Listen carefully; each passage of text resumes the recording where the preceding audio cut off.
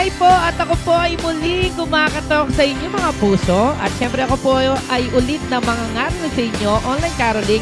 At lahat po ng aking malilikom tulad po last year ay ibibigay po natin para sa ating mga kabataan. At syempre para po sa ating mga pamilya na mabibigyan po ng spaghetti. So magbibigay po tayo this coming December 23 sa mga kabataan po ng Tumblr. At syempre sa mga pamilya naman po na aming mga mapipili ay may spaghetti po. At syempre magpapalaro din po kami para sa mga kabataan dahil sabi nga ang Pasko ay para sa mga kabataan at katandaan din naman talaga. At ayun na nga, syempre lahat po ng mga malilikom ko ay mapupunta po talaga sa pamilya at sa mga kabataan.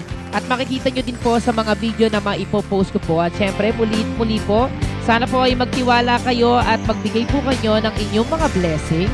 At sana po ay mapagbigyan niyo po ulit ako ng napaka-simpleng kahilingan para sa ating mga kabataan. Ayun, maraming salamat po at ako po ay mag-online caroling po ulit. At eto na nga ang aking online caroling. Let's go!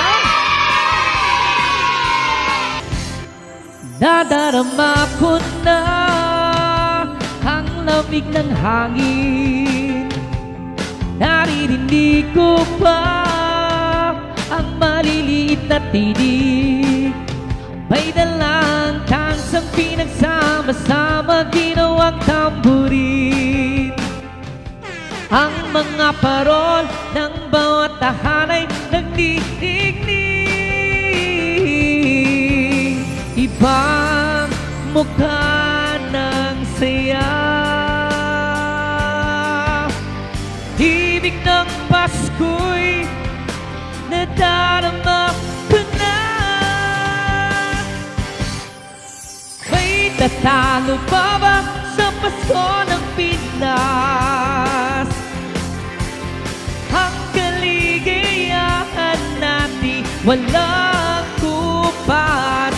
Di alintana kung walang pera, basta tayo'y magkakasama. Ibang-iba talaga ang Pasko ng Pinas.